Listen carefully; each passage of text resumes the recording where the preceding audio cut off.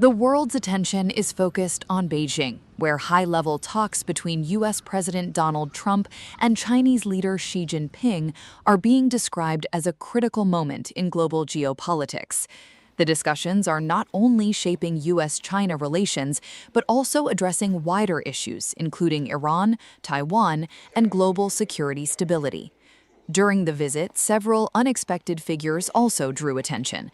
U.S. Secretary of State Marco Rubio was seen greeting Xi Jinping despite uncertainty over his participation until the very last moment. His presence had reportedly been in doubt due to existing sanctions-related tensions with China. However, according to some unconfirmed media reports, diplomatic adjustments on the Chinese side helped make his participation possible. Rubio was also observed alongside President Trump during official events, taking notes and waiting for the president before being seated at the state banquet. Tech billionaire Elon Musk also became one of the most viral figures of the trip.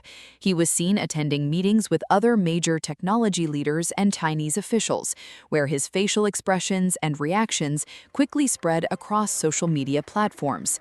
Musk's behavior during discussions attracted global attention, with many clips going viral and sparking online debate about his role and presence at the event. One of the most notable diplomatic moments took place at Zhongnan High, the central leadership compound in Beijing, and a highly restricted area serving as the Chinese leadership's residence. Here, Trump and Xi Jinping held a more private meeting in a smaller format, including a garden walk, tea discussion, and working lunch away from larger delegations. During the meeting, Trump asked Xi whether other foreign leaders are also invited to Zhongnan High. Xi responded that such visits are extremely rare and explained that even after China began hosting foreign affairs events there, it remains highly unusual. The exchange highlighted the exclusivity of the location and the symbolic importance of the meeting. A key topic of discussion was Taiwan. Xi warned that mishandling the Taiwan issue could push U.S.-China relations towards confrontation or even conflict. This statement was widely interpreted as one of the strongest political warnings during the talks. President Trump, meanwhile, stated that Iran was also discussed during the meeting. He said both sides share similar views on the issue, emphasizing that Iran should not be allowed to obtain nuclear weapons. He also stressed the importance of keeping the Strait of Hormuz open and ensuring global energy flows remain uninterrupted, while calling for de-escalation in regional tensions. Trump also announced that Xi Jinping is expected to visit the United States around September 24th, describing the upcoming exchange as part of a reciprocal diplomatic relationship. He emphasized that both countries should benefit from cooperation and that the relationship must be presented in a positive and productive direction. At the state banquet in Beijing, Xi Jinping emphasized that cooperation between China and the United States is essential, stating that both countries benefit from working together and lose from confrontation. He stressed the importance of managing relations carefully and avoiding mistakes that could damage bilateral ties. Trump, in his remarks, thanked China for the magnificent welcome and praised the hospitality shown during the visit. However, some of his comments, including remarks about American travelers contributing to literacy and modern medicine to China, were seen as controversial in international media coverage. Earlier, Trump was formally welcomed at the Great Hall of the People, followed by expanded talks, a ceremonial reception, and additional meetings with Xi Jinping. Xi warned during these discussions that mishandling Taiwan could lead to clashes and severe consequences for global stability. The visit also included tightly secured movements across Beijing, with Trump's motorcade traveling from the Four Seasons Hotel to Zhongnan High under heavy security. Large crowds, police cordons, and extensive security measures were visible along the route. Overall, the Beijing meetings mark a significant moment in U.S.-China relations. With discussions spanning Taiwan, Iran, trade, and global security, the talks signal both heightened tensions and potential diplomatic recalibration between the world's two largest powers. Thank you, Orhan, for this introduction. Honorable participants of the General Assembly of the Global South Platform and distinguished participants, ladies and gentlemen, I'm extremely pleased to welcome you all in Azerbaijan. Azerbaycan'a hoş gelmişsiniz.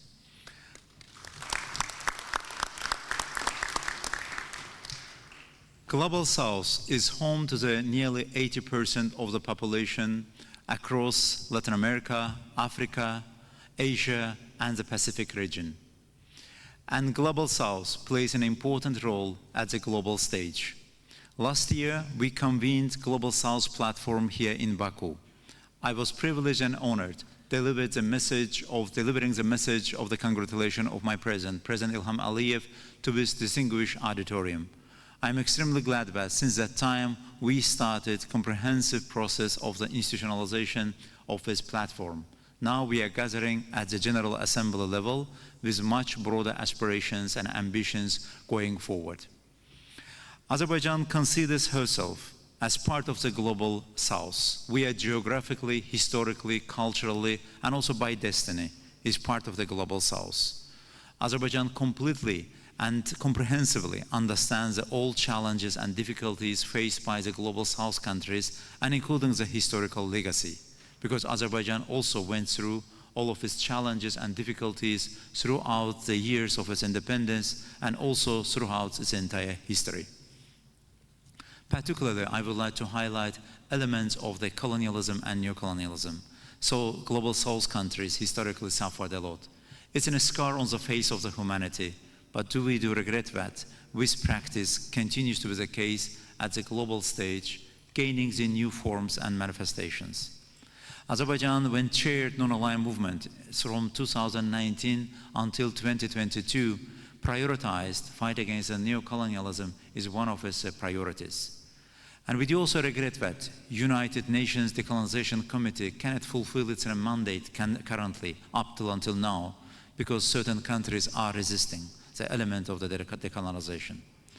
It's also extremely delightful that many countries of the Global South after the Second World War, particularly in the 60s, gained their independence. But again, we cannot deny the past, and elements of the new colonialism continues to dominate in certain areas where Global South countries are located.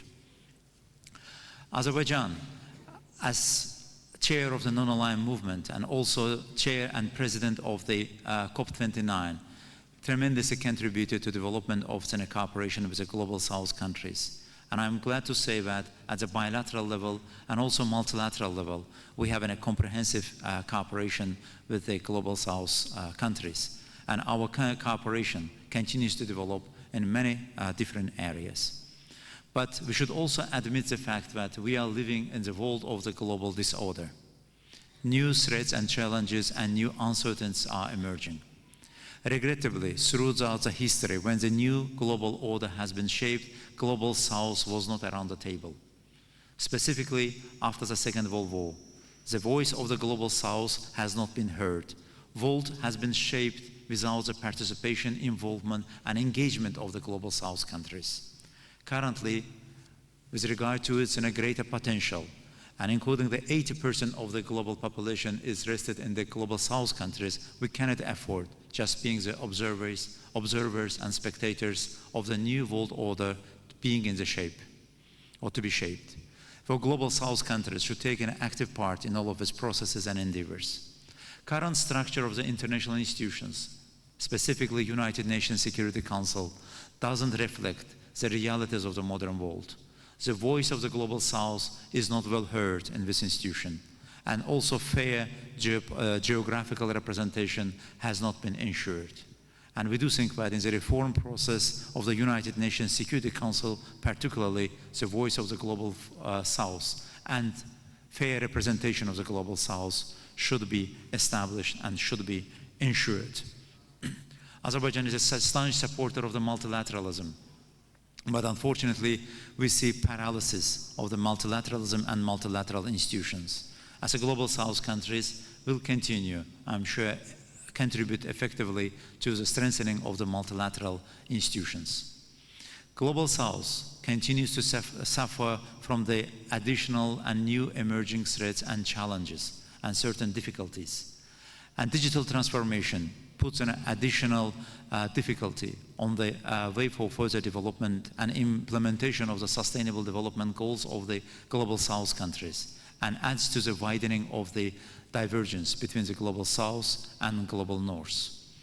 And among many other challenges, including the calamities of the climate change that is more apparent and visible in the Global South countries, just to name a few. Therefore, as a Global South countries, we should work for our solidarity. I'm not claiming that Global South is a homogeneous, but within our power is our diversity. Mainly, developing countries, least developed countries are rested in the Global South. Therefore, by solidarity, by working together, we can also make our voice and our just voice to be heard more strongly at the global stage.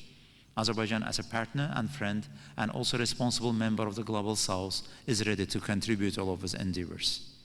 Our intention, I mean as a Global South, is not an isolation, is not a confrontation. Our intention is about a cooperation, collaboration with the Global North and some other parts of the world, but based on the justice and fairness. Unfortunately, our respective countries throughout the years faced a lot of injustices. Just 6 years ago, my own country's 20% territories were under occupation. And we also went through foreign military occupation, aggression, culture seat, and ethnic cleansing, urbicide in my own country. And also almost 13% of Azerbaijan's territory is contaminated with the landmines as part of the military occupation. But we have ended it, and we have ensured our sovereignty and territorial integrity, and also launched cooperation and also engagement with the neighboring Armenia. It also demonstrates our goodwill of the winning the peace. And it also a demonstration of the fact that we are demonstrating the regional ownership and regional leadership to establishing new status quo and new realities based on the historical justice in our region. My point here is that sometimes we're expecting more from the international community. And it was also the case in the experience of Azerbaijan. In the early 90s, when we gained our independence, we expected a lot from the international community, international justice, but it didn't come. But we have ensured the justice ourselves. We have ensured implementation of the United Nations Security Council resolutions ourselves. Therefore, as a Global South countries, knowing that there are already double standards and different challenges in the multilateral institutions and international system, we should take our own leadership in our region and establishing peace and order, cooperation and collaboration. And Azerbaijan as a friend and partner is ready to contribute all of these endeavors. And we are starting from our own region. We're establishing peace and justice, cooperation and collaboration. By saying that, our intention, and also by coming together with the civil society institutions and also NGOs of the Global South countries, our intention is not to substitute official diplomatic channels of our respective countries, but I'm sure that you will agree with me that we can complement their endeavors. We can also make the voice of our societies, our communities, well heard at the global level and living up to their expectations and aspirations. And I'm sure that with General Assembly, by bringing together potential of the NGO and civil society institutions, will contribute to these endeavors at the global level. I'm also extremely thankful to the United Nations and appropriate department of the United Nations for supporting this endeavor since the very beginning, providing the framework and platform, and also sharing their own knowledge and expertise with us. And in the meantime, this platform provides a good engagement on our bilateral engagement, learning from one another, and sharing our best experiences and knowledge. Azerbaijan puts additional efforts and emphasis on the development of the capacities of our local NGOs and development of their cooperation and interaction with the international partners. The most important thing is the soft skills, capacity building, and accessibility to the funding that an Azerbaijani government is providing. We do also think that Azerbaijani NGOs can start in a cooperation with like-minded NGOs from the respective Global South countries within our platform for common projects. We are ready for cost sharing and co-financing of such a project. We are also ready to learn from your experience and also to share our own experience as well. I would encourage you and also encourage Azerbaijan's NGO committee, if you have any time, to take you to the ASAN service and DOS service Throughout the years of independence, we have also learned that certain good lessons about good governance and practice. Asan service provides one umbrella, one platform for all government services, and it works and shares in its experiences with many like-minded countries in the global south. I'm sure that in your respective countries, you also have such a fabulous experiences about good governance and practice. We are also ready to look at such experiences. Our event also taking place in the eve of the World Urban Forum, yet another important gathering within the United Nations. Everything starts from the cities, and our countries are also facing rapid and fast urbanization. It brings opportunities for our citizens. In the meantime, it provides other challenges. And on a designed manner, the topic of this, in a deliberate manner, the topic of this forum has been chosen: safe, resilient housing, because at the global stage we are facing different sorts of housing problems and challenges. And here Azerbaijan is also ready to share its own experience, because we are one of the probably unique country building at the post-conflict stage, 9 cities, hundreds of the settlements, ensuring dignified, safe and secure return of our IDPs back to home. You will visit the Karabakh incident in Zengezur, and you will witness that how it's difficult, but in the meantime, how it's aspiring to build the cities from the scratch for the former IDPs and refugees who have been expelled from their homes for 30 years. And I wish all the best to this gathering, and thank you for coming and visiting Azerbaijan. And also I wish all the success in the institutionalization of this platform at the global stage. Please consider Azerbaijan is your home for your gatherings and for your discussions. But I would also encourage you to take an active part in the World Urban Forum with your knowledge and expertise from the civil society side. Thank you. 6 people who were on board a cruise ship linked to a hantavirus outbreak have arrived in Australia for strict quarantine measures. The group, consisting of 5 Australian citizens and 1 New Zealand national, arrived on a repatriation flight that departed from the Netherlands on Thursday. The aircraft landed at RAAF Base Pearce, located on the outskirts of Perth in Western Australia. After landing, the passengers were transferred under heavy security to a nearby quarantine facility. They were escorted by personnel in full protective gear, including masks and biosecurity equipment, as authorities maintained strict health protocols. From the airport, a passenger van escorted by police vehicles transported the group directly to the quarantine center, where they will remain for a minimum of 3 weeks under medical supervision. Authorities say the quarantine is part of Australia's strict biosecurity response to prevent any possible spread of the virus into the community.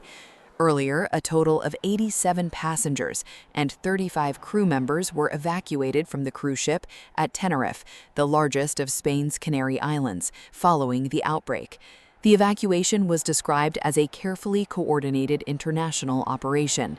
Those passengers, along with crew members from the Philippines and other nationalities, were initially placed into quarantine in the Netherlands before being repatriated to their home countries. Health officials continue to monitor the situation closely. The World Health Organization has reported 11 confirmed cases of hantavirus globally, with several fatalities linked to the same cruise ship. However, no further transmission has been detected outside the initial outbreak cluster. Australian authorities say the returning passengers are in stable condition and will undergo continuous testing throughout their quarantine period. Officials have stressed that all procedures followed strict international safety standards, including medical screening before departure and constant monitoring during the flight. The quarantine operation is expected to remain in place for at least 3 weeks as health authorities assess any potential risks.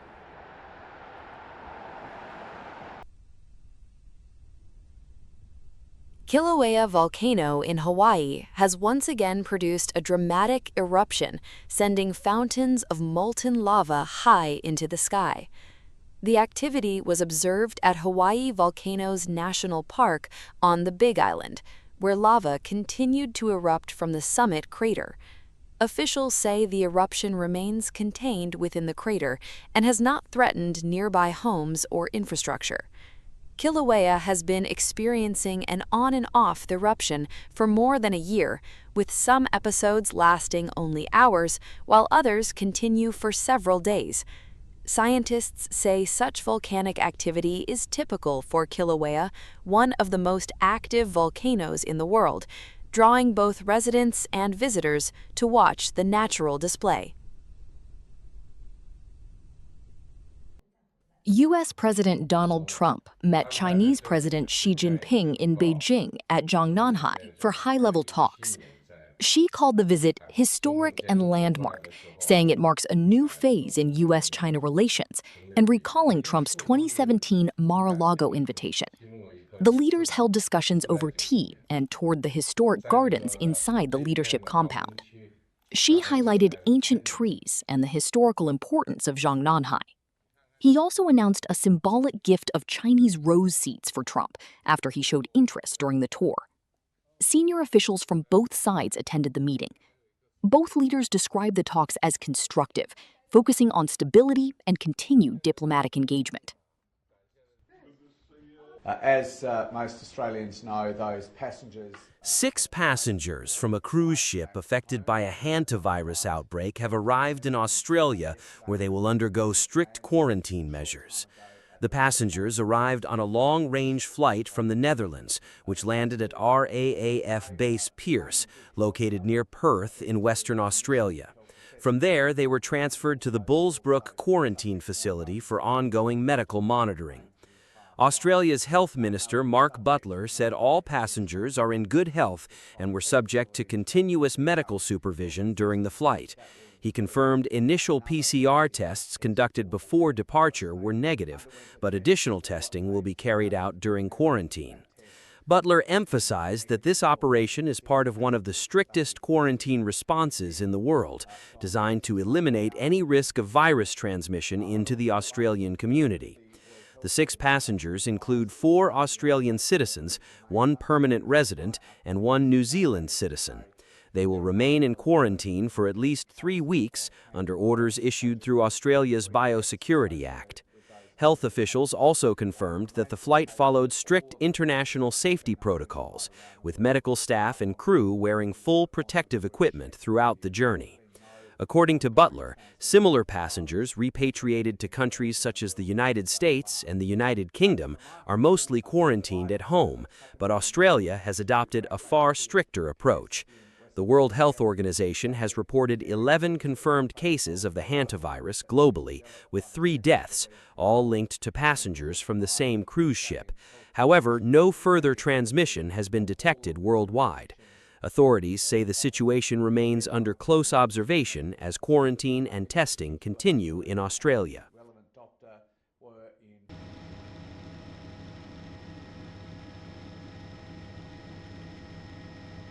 A small medical transport plane has crashed in a mountainous area near Ruidoso, New Mexico, killing all 4 people on board and triggering a fast-moving wildfire.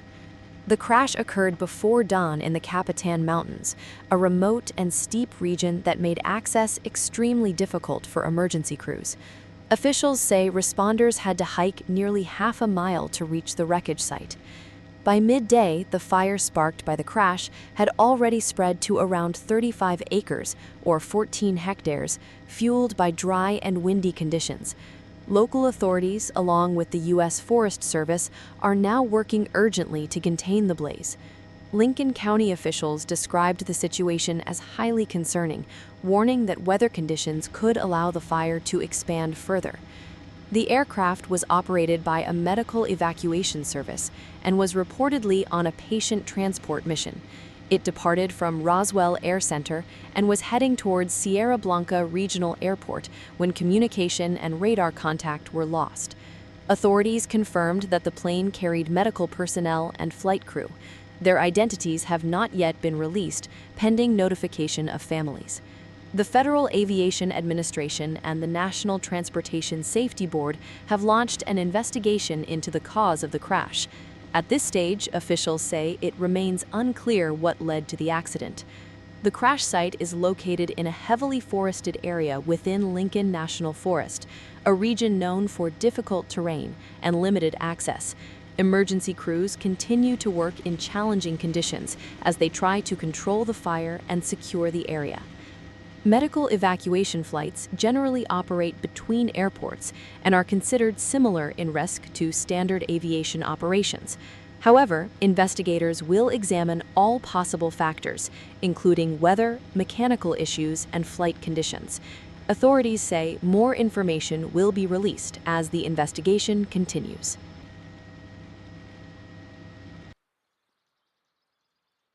Argentina is investigating the origin of a hantavirus outbreak linked to a Dutch couple who later died from the infection.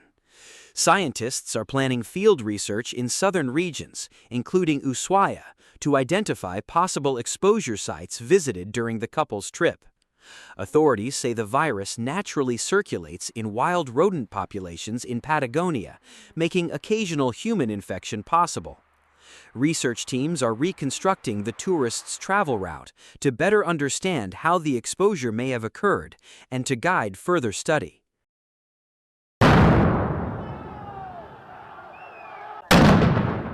Clashes have erupted in Bolivia's capital, La Paz, as tensions escalate between protesting miners and security forces during a wave of nationwide unrest. Thousands of miners gathered in the city center, demanding labor reforms, fuel supplies, and broader economic changes. As the protest intensified, demonstrators moved closer to government buildings, with some attempting to breach security lines. Police responded with tear gas in an effort to disperse the crowd. The situation quickly escalated as small dynamite charges and firecrackers were set off during the clashes, adding to the chaos in downtown La Paz. The unrest is part of a broader wave of social protests that has gripped Bolivia in recent days. Demonstrations have included blockades and marches that have significantly disrupted movement and daily life in the capital. Earlier in the day, rural teachers also marched through the city, calling for higher wages and better working conditions, further increasing pressure on the government. The current unrest comes during the early period of President Rodrigo Paz's administration, who took office late last year following nearly 2 decades of one-party rule. His government is now facing growing social and economic tensions across multiple sectors. According to protest representatives, citizens are increasingly frustrated and are calling on the government to urgently address unresolved social and economic issues affecting workers and production sectors. The protests were initially triggered by opposition to a land-related law, which has since been repealed by presidential decree. However, despite the government's decision, protests have continued and expanded into broader anti-government unrest. Authorities continue to monitor the situation as clashes persist in parts of the capital. Police remain deployed in key areas to prevent further escalation.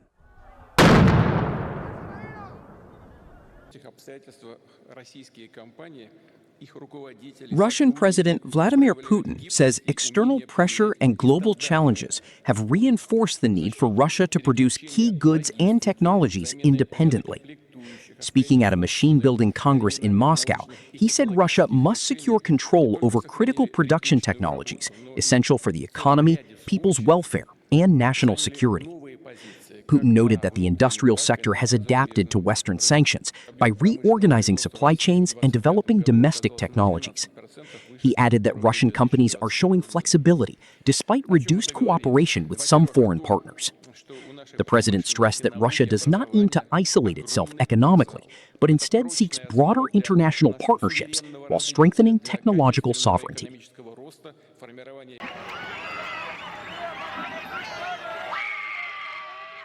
Students clashed with police in Santiago on Thursday during a large protest against proposed government budget cuts in education.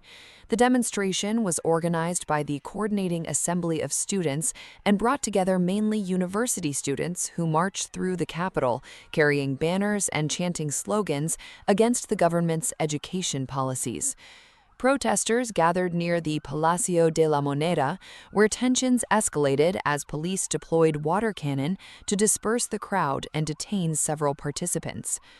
Placards at the demonstration read messages such as "You matter as a student" and "Organized students against caste," reflecting growing frustration over potential reductions in education funding. Students say the proposed budget adjustments could affect free education, school infrastructure, and broader student support programs. Many argue that the changes threaten long-term access to higher education, especially for future generations. One student, Antonia Saldivia, said the situation was not surprising, claiming that a right-wing government would likely adopt more restrictive policies toward education. She also warned that future students could lose access to benefits that current students still receive. The Chilean government, led by President José Antonio Cast, has defended the proposed changes, stating that the aim is to optimize public spending and improve efficiency in the education system. However, leaked budget guidelines have sparked controversy, suggesting possible cuts of up to 15% in education programs and the potential removal of certain student support initiatives. While officials from the Treasury have said no final decisions have been made, opposition groups and education organizations warn that such measures could have a significant impact on millions of students across the country. The situation remains tense as both sides continue to debate the future of education funding in Chile.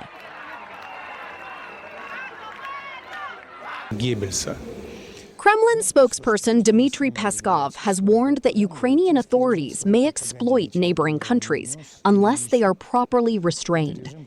He said Baltic states are particularly vulnerable and claimed that Ukraine could use other countries for its own interests. Peskov commented after a political dispute in Latvia following the resignation of Defense Minister Andris Spruds, linked to an incident involving Ukrainian drones crossing into Latvian airspace. Russia's defense ministry also reported drone activity near its borders, while Ukraine said electronic warfare may have caused the drones to deviate from their targets. Peskov further accused Ukraine's leadership of corruption and instability, saying the country has been pushed into crisis. Israeli Prime Minister Benjamin Netanyahu marked Jerusalem Day during a ceremony in the city, celebrating the 59th anniversary of what Israel calls the reunification of Jerusalem after the 1967 Six-Day War. He said Jerusalem is Israel's eternal and united capital and declared it will remain under Israeli sovereignty. Netanyahu linked current security challenges to past wars, saying Israel continues to face existential threats during the ongoing conflict. He claimed Israel has struck major regional adversaries, including what he described as Iran-linked threats, and said the country has strengthened its security position. The Prime Minister also highlighted close cooperation with the United States, saying the alliance has reshaped the Middle East. Hundreds of people have flooded the streets of Jerusalem Old City, an annual Israeli holiday commemorating the establishment of Israeli control over East Jerusalem following the 1967 Six-Day War.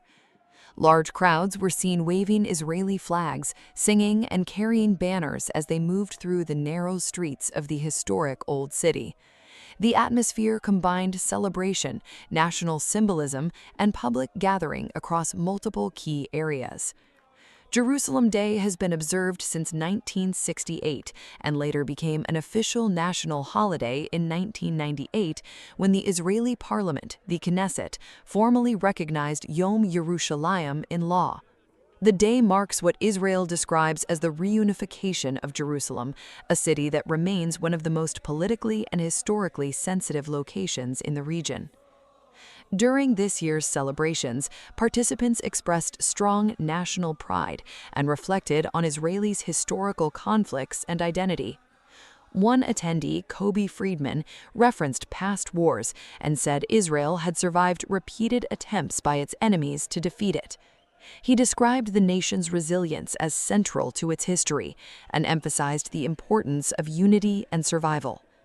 He also made remarks highlighting religious and historical interpretations of Israel's struggles, framing the day as part of a long-standing national narrative. Another participant, Joseph Cohen, a YouTuber and recent immigrant to Israel, focused on a different perspective. While acknowledging the physical unification of Jerusalem, he said there remains a deep social and cultural division among the people living in the city. He stressed that although the city is geographically unified, internal divisions between communities remain visible, and he called for greater unity among people living in Jerusalem. Jerusalem itself is a city of immense historical and religious significance. It is sacred to Judaism, Christianity, and Islam, and has been continuously inhabited for thousands of years. Today, it is home to both Jewish and Arab populations, with complex social and political dynamics. As celebrations continued, crowds moved through key streets of the Old City, creating scenes of flags, music, and large gatherings. The event reflected both national celebration and the ongoing complexity surrounding the city's identity and status. Jerusalem Day remains one of the most symbolic dates in Israeli calendar, blending historical memory, political meaning, and public expression in one of the world's most contested cities.